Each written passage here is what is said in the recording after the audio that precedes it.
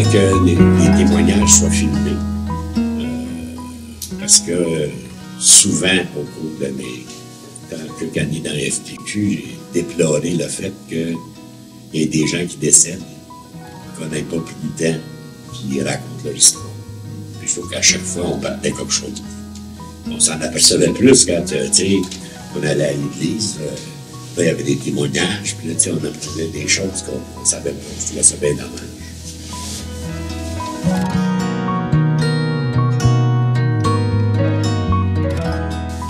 Je vais commencer par la fin. J'ai été FTQ de 85 à 2001. Je pense que j'ai fait 131 ou 132 mon ouvrier. FTQ, dans le journal, on ne signe pas les articles. Mais non, j'ai signé, c'est dans le dernier numéro. J'ai écrit un texte. C'était Merci Léo le titre. Je ne sais pas si il y en a qui ont vu le nom de Léa Robach en lisant les choses, là, la condition féminine. Là. Léo Robach, c'était son frère. Il m'enseignait à l'université. Je le remerciais parce que c'est lui qui m'a aidé à rentrer dans le mouvement syndical. C'est ça que je voulais faire, puis c'est pas évident quand tu arrives de l'extérieur. Il y a plusieurs syndicats, puis moi je suis d'accord avec cette politique-là, de favoriser le recrutement interne. Quand tu arrives de l'extérieur, c'est pas évident de rentrer. J'y disais merci parce que j'avais vécu 30 années, un peu grâce à la vie, je trouvais, là, où j'avais eu la chance de travailler avec des confrères, des consoeurs, aussi des camarades, j'avais dit ça. Ceux de qui j'étais le plus proche comprenaient que c'était eux autres que je pensais. Mais aussi de participer à un projet collectif en ayant l'impression d'avoir fait avancer certains dossiers de ces années-là.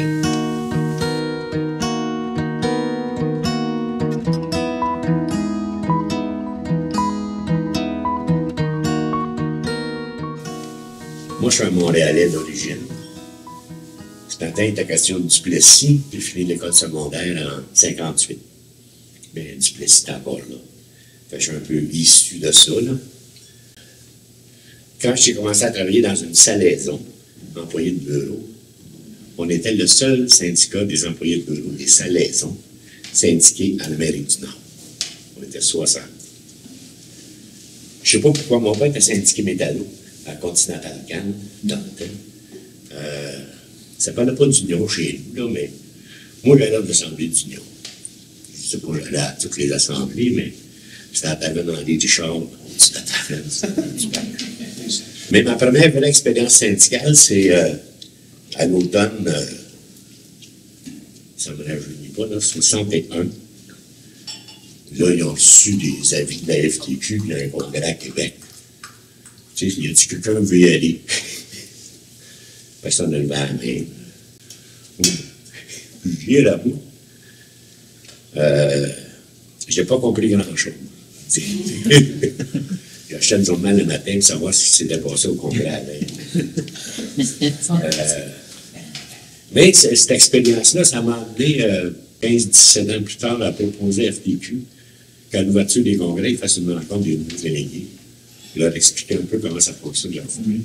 Ouais. Je me disais, il y en a d'autres comme moi, sur le plancher à tous les années. L'entreprise pour laquelle je travaillais a fermé ses portes. Je n'ai pas été retenu dans ceux qui restaient. Je suis retourné étudier à l'université en 1966. En relation industrielle, 5 ans. C'était une période où ça brossait pas mal. Dans le milieu de l'éducation, les cégeps, les occupations, le milieu français, de la presse ce matin. C'est un peu là que j'ai fait mes classes politiques, si on veut dire. Puis pendant mes grèves des hôpitaux dans ce temps-là, c'était mes premières lignes de piquetage. Il y avait le FRAP, le Front d'action politique. C'est un parti municipal qui avait été mis sur pied principalement par les groupes communautaires qui commençaient à être très forts au Québec là, à partir du milieu des années 60. Les élections municipales en 70 contre Drapeau. En même temps que la crise du FLQ qui était là-dedans. Le fédéral avait bien de l'argent à galocher dans ce temps-là aussi. Fait qu'il y avait tout plein de projets l'été qui s'appelaient des projets de perspective jeunesse, c'était des subventions fédérales, ou des projets d'initiative locale. Alors, dans Côte-des-Neiges, où je restais à l'époque, on avait mis sur pied l'Association des locataires de Côte-des-Neiges en 1971. Elle existe encore aujourd'hui.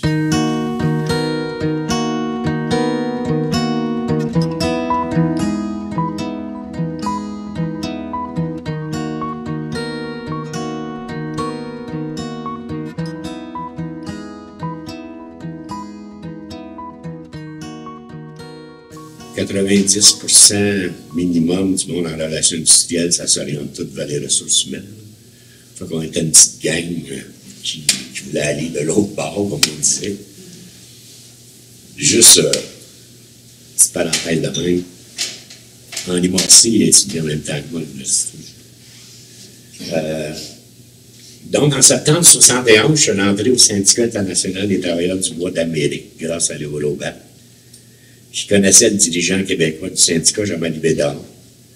C'était des connaissances politiques, du temps de la crise, puis du Parti communiste, ou des trotskistes, ça dépendait.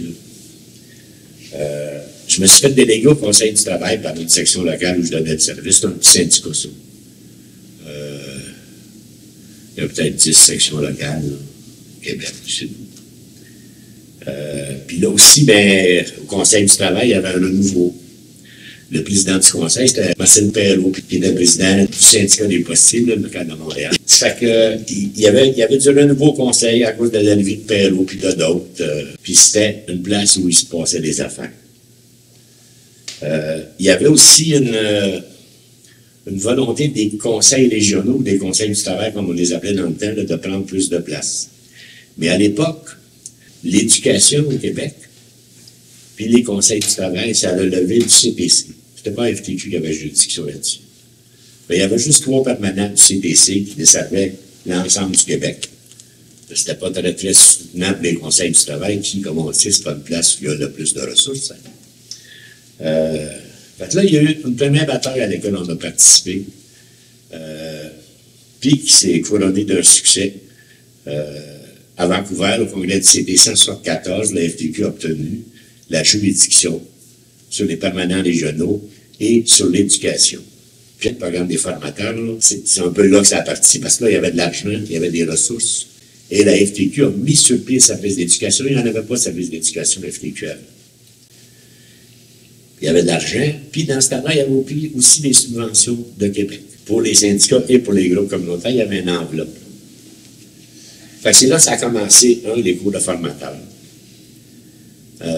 Ça, c'est plus par la FTQ. Mais les premiers cours de conditions féminines, c'est au Conseil du travail de Montréal qui a été mis sur le pied le premier cours. Le premier cours de préparation à retraite, c'est au Conseil du travail de Montréal qui a été mis sur le pied. A commencé aussi les programmes de formation en information. Et il s'en donne moins aujourd'hui, mais le syndicat de Métallo, c'est un des syndicats qui a le plus poussé ça, de former du monde dans les sections locales sur la question de l'information. Bon, aujourd'hui, c'est peut-être moins pour faire un journal, c'était pour faire un journal imprimé. Là. Il se passait aussi des choses au niveau de l'action politique. Là, je parle de l'action politique municipale. En 1972, dans le temps que Michel Chartrand était président du Conseil central de Montréal, a été fondé le CRIM, le Comité régional intersyndical de Montréal, qui aujourd'hui s'appelle le CIM. Et on a participé avec l'Alliance des professeurs de Montréal aux premières élections scolaires. On a fait un congrès de fondation, puis il y a un parti qui a été fondé pour participer aux élections scolaires. Il y a eu 2 personnes qui ont été élues, mais le parti n'est pas bien structuré, ça s'est un peu effrité. Mais on s'est dit, si on est capable de le faire pour le scolaire, pourquoi on ne le fait pas pour le municipal? Et en 1974, un an plus tard, les syndicats, les organisations régionales du PQ, le NPD Québec et un groupe d'anglophones juifs progressistes qui s'appelait le Progressive Urban Movement, se sont joints ensemble et on a fondé l'Assemblement des citoyens et citoyennes de Montréal, qui est disparu aujourd'hui, mais dont Jean Doré, entre autres, a été président et maire.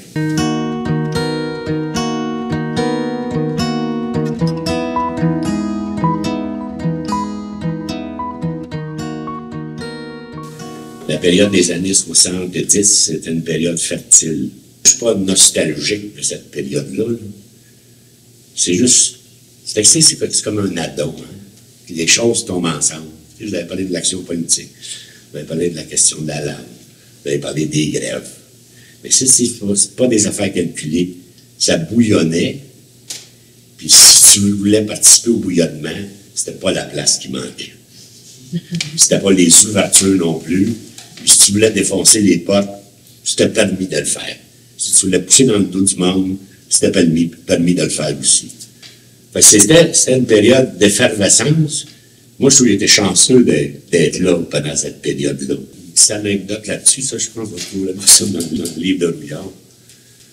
Les relations étaient très tendues entre la FTQ et la CSN au début des années 70, entre autres à cause de la commission de Clich, puis des problèmes dans la construction. Fait que quand Laberge a été emprisonné à Montréal, on a lancé l'idée de faire du 1er mai 1974 une manifestation pour la libération des présidents. Ça, le crime met ce projet-là de l'avant. Pas longtemps après, il y a une réunion du Conseil général de la FTQ. Pas d'instance entre les congrès, là, 140, 150 personnes, des gens des syndicats, puis des gens des conseils. Compte tenu des relations tendues avec la CSN, le Conseil général de la FTQ a dit on n'y va pas. La FTQ n'y va pas. Alors, à Montréal, on s'est retourné de bord, puis on a fait une réunion de l'exécutif élargie. C'était pas rien qui était dans les statuts. Puis on a dit, même si la centaine n'y va pas, on y va pareil. Mais ça, je pense que ça n'a pas écrit dans l'histoire. Le secrétaire général Fernand Daou a fait une consultation téléphonique de tous les membres du Conseil général, puis la décision a été renversée. Puis la FTQ a participé à la manifestation du 1er mai. Quand je dis, il fallait défoncer des portes, c'est pas juste par rapport au bois, c'était à l'intérieur de notre centrale aussi.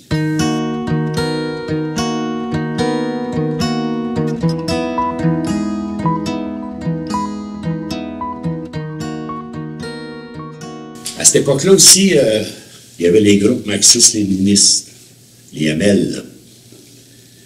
Puis, dans les conseils du travail, ben, les sections locales, c'est pas si chaud que ça pour l'Assemblée du Conseil à tous les mois, tout ça, puis trouver quelqu'un qui ça va intéresser. Mais comme les ML avaient pénétré les milieux de travail, ben, eux autres, ils se portaient volontaires pour être délégués au Conseil. Fait que nous autres, les dirigeants du Conseil, ils étaient dans ça. Puis ils prenaient de la place. Hein? Puis là, ils boussaient. Puis des fois, il fallait céder un peu.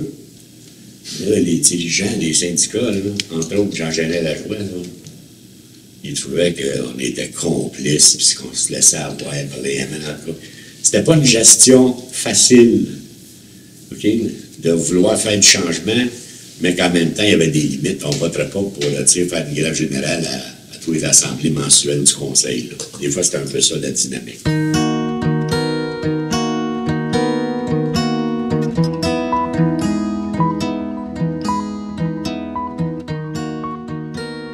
D'aircraft. C'était un conflit majeur, ça. Il y en a, c'est pas le seul, il y en a eu plusieurs autres à cette époque-là, en même temps, entre autres. Vous avez parlé de Firestone, quelqu'un a parlé de Firestone à Joliette, ce matin.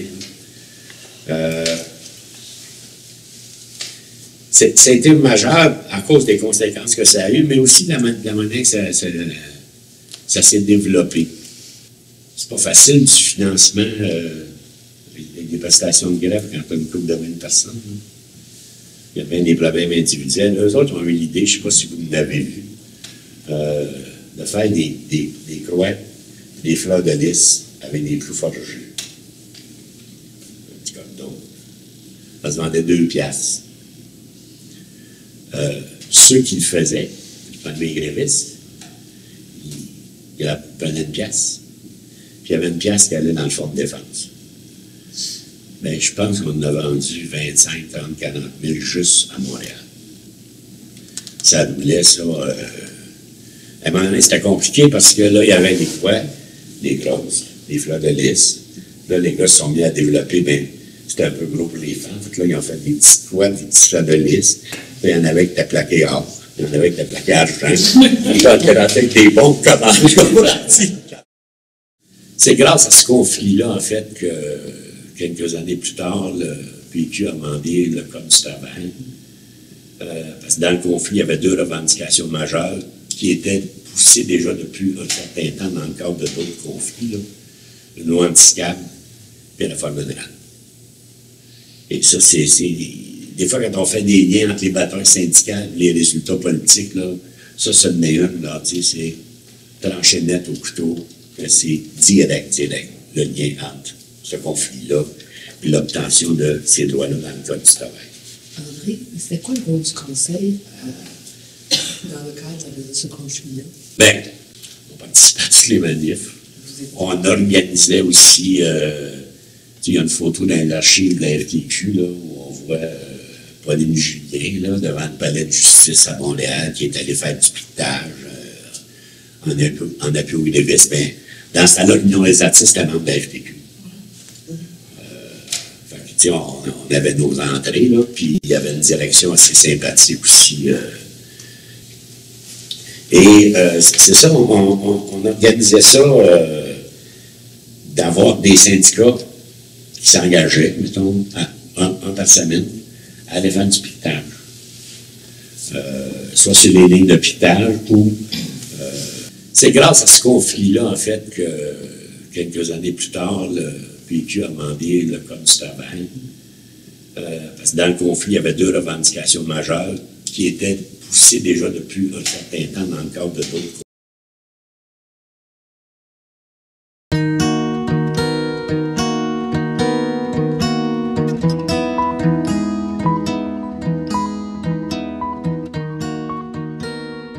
Renault est plus sur le marché, surtout au Québec, il y a un temps qu'il l'était.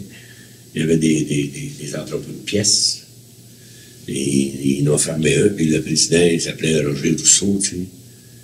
Puis il était tout seul avec deux, trois autres, tu sais. Il faisait le tour des concessionnaires, puis il allait au salon de l'auto. J'ai même un chandail, comme un chandail de hockey, qu'il m'avait donné. J'ai gardé, c'est marqué boycottons Renault. Il allait se promener au salon de l'auto, tu sais. Aussi, à Renault, il ne pouvait pas rien faire, pas.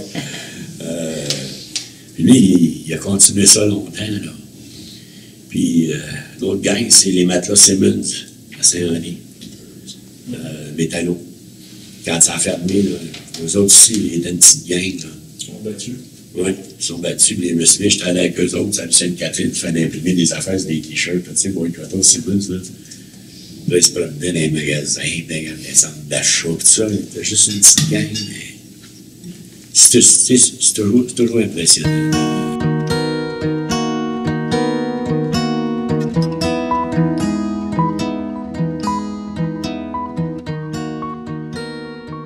C'était une période d'effervescence. Moi, je trouve que j'étais chanceux d'être là pendant cette période-là. Je ne la regrette pas aujourd'hui parce que les affaires sont plus pareilles, ça a changé. Puis, vous avez témoigné de ça un peu quand vous avez parlé des années 80. Je j'ouvre des petites parenthèses. Je n'ai pas sûr que j'ai apprécié tant que ça quand vous avez parlé de collaboration avec le patron. Non, mais c'est parce que je trouve qu'il y a deux choses en arrière de ça. Un des premiers débats qu'il y a eu, c'est sur la question du paritarisme. Entre autres, lors de la création de la CSST. C'est pas tout le monde qui était d'accord avec cette formule-là. Mais l'autre gros débat qu'il y a eu, mais qui est proche de ça, puis là, je trouve que le mot le plus juste à utiliser, c'est la concertation. Parce que les sommets économiques, c'était ça. Mais c'était pas avec le patronat, c'était avec les trois intervenants. Le patronat, le gouvernement et les syndicats. C'est plus ça le changement qu'il y a eu. Et le débat qu'il y a eu aussi. Parce que, tu sais, dans les années 60, dans le mouvement étudiant, il disait dialoguer, c'est se faire fourrer. Le débat sur la concertation, ça n'a pas été un débat facile. On n'a pas d'affaire à les asseoir avec les mosses. Puis, il y a eu le même genre de débat aussi lors de la création du Fonds de solidarité. On est loin de ça, c'est 83. Là. Ça fait 26 ans. 25 ans, j'ai pas. Ça, c'était On peut le dire, là, c'est un idée de génie de la berge, un éclair de génie, c'est comme ça qu'on appelle ça. Il ne l'a pas eu dans les airs de même, là. On sortait d'une expérience où les travailleurs avaient emprunté des prêts individuels à la Caisse populaire pour investir dans leur usine. Ça n'a pas marché. Mais ils ont perdu ça de leur poche là, parce que c'était des prêts individuels. C'est un peu de là que la berge a eu l'idée de faire de ces risques-là des risques collectifs plutôt que des risques qui posaient sur les épaules juste des travailleurs qui sont dans l'usine.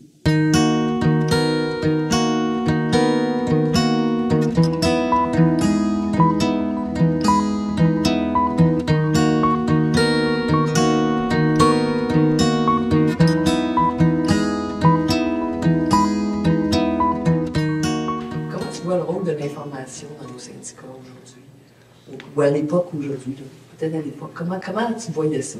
Quel rôle ça jouait?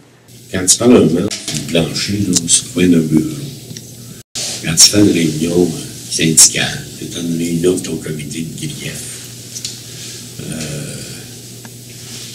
que tu fais une assemblée générale, tu fais de l'information.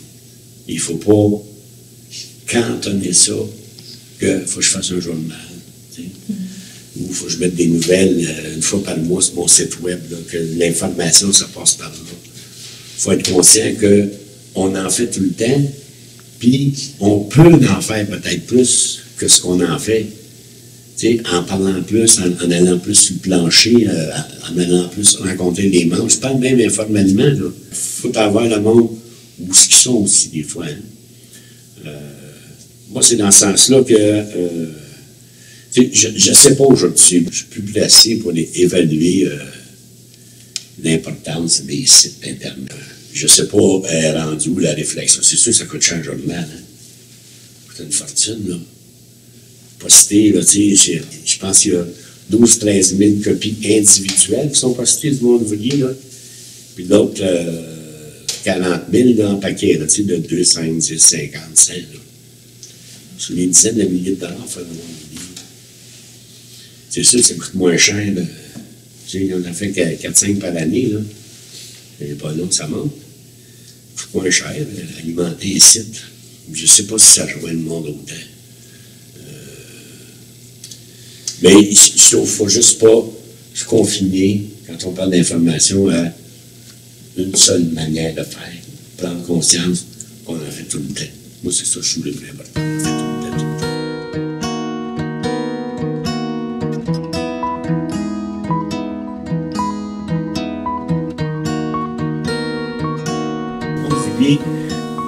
Fin des années 60, début des années 70, il n'y a comme pas paru. Il n'y a pas personne qui s'en occupait. Puis, Pierre Richard, quand il était à Motion en 73, il a reparti le journal, là, 10 numéros par année. Puis, et il y avait un parti pris là-dedans de donner la parole aux membres.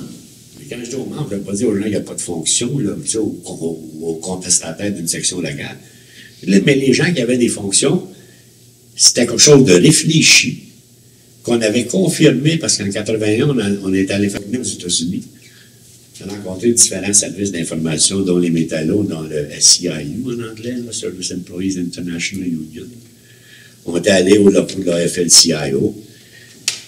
Et eux autres, ils avaient fait une réflexion qu'il fallait qu'il y ait moins de photos des dirigeants des journaux. Pour que les membres se reconnaissent plus à travers les membres, et non pas juste le message du dirigeant. D'accord? C'est comme ça que ça fonctionnait. Et je dois dire que il y a bien des gens, des fois, qui étaient surpris, mais comme responsable du journal, j'avais, je dirais, une pleine autonomie. Excepté les premiers mois que j'étais là, que Fernand il a dit, on va mettre sur le comité, là, pour savoir qu'est-ce qu'il va y avoir dans le journal, tu vas nous soumettre. Là. Je l'ai fait pendant 2 numéros. Un troisième aussi, j'ai envoyé à la liste des sujets, mais jamais revenu. Puis là, j'avais l'autonomie. Mais en même temps, sauf une fois, pendant toutes ces années-là où j'ai eu des reproches, vous n'avez pas parlé de nous autres, là. C'est pas une affaire du secteur public. À tous les 18-24 mois, on faisait une évaluation du journal. On prenait tous les numéros, les sujets traités, les syndicats dont on a parlé, on a-tu parlé des régions, on a-tu parlé de conditions féminines, on a-tu parlé de santé et sécurité avant qu'il y ait les 4 pages à la source. Donc, moi, j'étais conscient que je faisais pas ce que je... Pas que j'avais de l'autonomie, que je faisais ce que je voulais. J'ai pris ça un peu dur, cette critique-là. Puis là, la première chose que j'avais faite, là, je l'avais faite, mon analyse. J'avais une rencontre avec Henri et Clément. Il m'a dit, Henri, je suis capable de faire ça point par point. Là. Regarde la liste de toutes les personnes là, qui ont eu leur photo, qui ont une citation, puis tout ça, leur fonction syndicale, c'est pas n'importe qui. Il dit, c'est pas grave, c'est la perception qui compte. Bon. Fait que là, j'ai pris mon trou, comme on dit. Mais il y a un côté positif dans leur arrivée.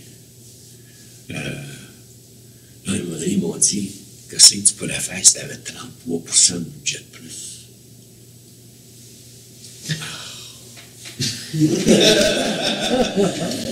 Le soir, j'étais chez nous, je me disais, j'ai réussi de jamais dépenser ça. Quand tu veux, on a 2% de plus, là, capable de faire quelque chose, ça. 33% de plus. Mais c'est là que le monde ouvrier a changé. Qui est devenu un journal 4 couleurs. Que le graphisme est maintenant fait à l'extérieur. Ça a changé sa facture, c'est clair. Là. C'était une bonne chose. Et nos dirigeants, je pense que ça paraisse là, parce que c'est une forme de modernisation de l'outil de communication de la FTQ. Ce qui est intéressant aussi dans le monde ouvrier, c'est que depuis toujours, là, l'abonnement est volontaire.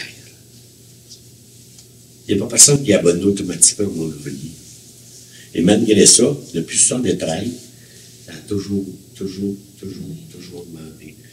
Malgré la crise de 81, tu sais, les fermetures dans l'Est, puis tout ça, là, il y en a des journaux, là, MLW, puis les usines de métallurgie dans l'Est, là.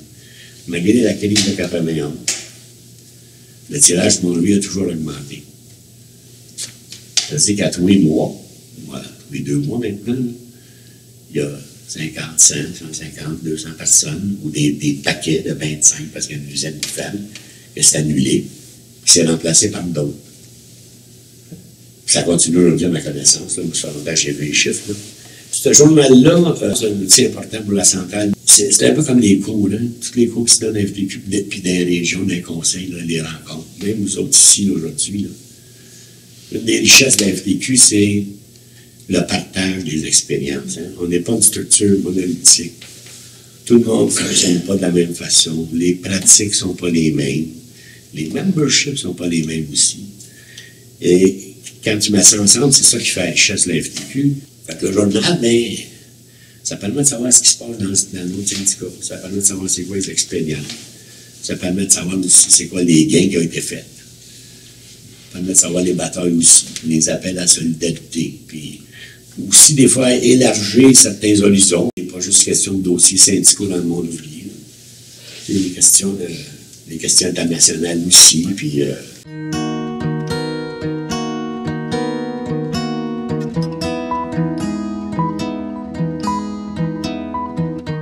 les chauffeurs d'autobus, quand ils l'ont parti, j'avais travaillé un peu avec eux autres, après qu'ils ont été syndiqués. Je suis toujours un autre journal. Hein. Puis je me souviens, dans une session de formation, Joanne Saint-Amour, qui était responsable de l'éducation au CFP, une session de formation avec eux autres, là. Là, à la fin d'un débat, ma Joanne a dit, en bout de ligne, là j'ai flash. Les chauffeurs d'autobus, en bout de ligne, ils arrêtent, hein. Ils lisent le journal, là, parce qu'il y a un petit break de 2 minutes. Le journal s'appelle comme ça. Mais ça, c'est des flashs, mais ça se passe souvent comme ça, là. Ça se passe souvent comme ça. Puis, quand tu cherches les choses de même, là, l'important, c'est de ne pas te mettre de barrière. Moi, j'organisais les rencontres à FTQ, là, bon, c'est 5, 6, 7 personnes. Bon, le congrès de la FTQ, voici c'est quoi le thème principal. On garoche. Les slogans. Mais voilà quoi qui se passe par la tête. Là. On s'amusait, parce que des fois, on avait le fun. Puis, je l'ai fait presque à chaque fois. Quand j'écrivais, après ça, au secrétaire général, pour lui dire, voici c'est quoi le résultat, on a, mettons, 3-4 propositions, là. On indiquait celle qu'on préférait. Souvent, j'en mettais une dedans qui n'avait pas de bon sens. Juste pour le fun. Quand il y avait eu le colloque sur les jeunes, je me souviens plus ça avait été quoi finalement le temps. Branché sur une même solidarité. Branché sur une même solidarité. Mais dans notre brainstorming, une des affaires qu'on avait sorties, c'était cheveux gris, cheveux verts et combat. Je l'avais mis dans la liste. Ça va être très bien bon.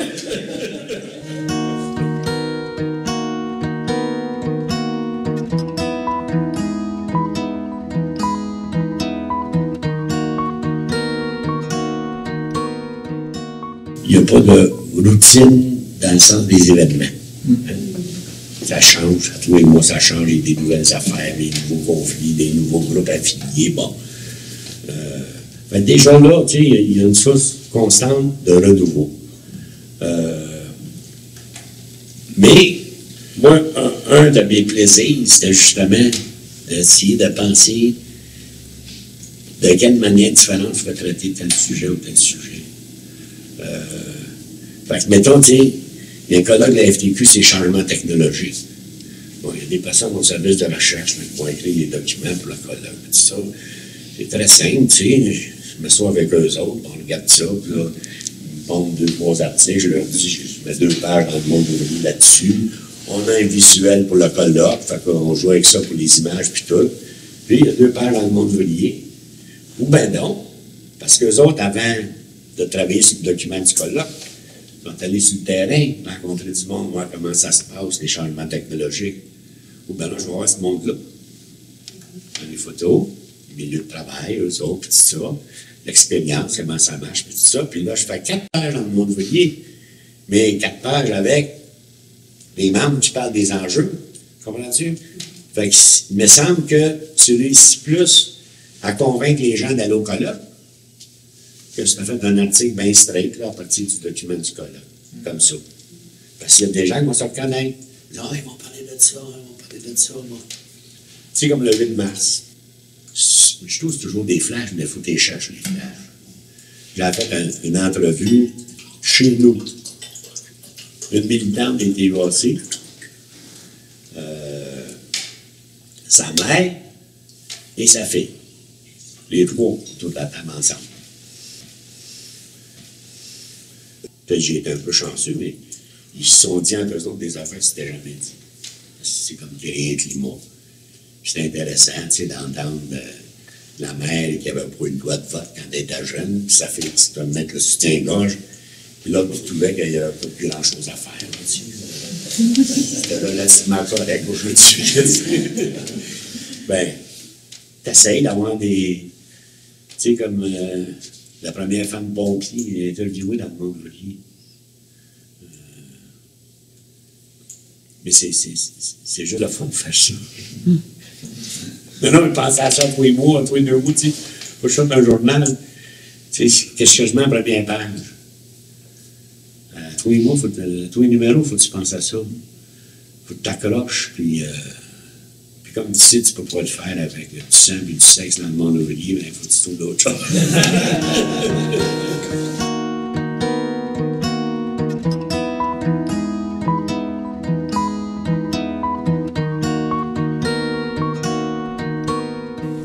Juste une petite anecdote. Jean-Marc Carl, qui était l'ancien responsable du service d'information du syndicat des métallos, quand il a pris sa retraite, la gang d'information, on a décidé qu'on lui faisait un petit party, on lui a fait un petit journal 4 pages. Puis une des personnes à qui on a demandé d'écrire un article, c'était Émile Boudreau, qui est décédé en santé et sécurité, il était permanent au syndicat des métallos, lui. Il était d'ailleurs sur l'exécutif du Conseil du travail quand j'ai été embauché aussi, Émile. Puis j'ai dit, là, tu sais, t'écris un petit cochon, on va faire un journal où Jean-Marc Carl, puis... Émile, ça restreint. Ben, j'ai dit, il dit, pourquoi tu fais ça? Ben, tu sais, mettons, on est mardi, j'ai dit, vendredi. Puis j'ai dit, Émile, dit, faut que sois cool, tu sais, 10, 12 lignes, pas plus que ça. Hein? Il dit, si tu m'avais demandé une page, tu aurais écrit ça pour demain matin, mais 10, 12 lignes.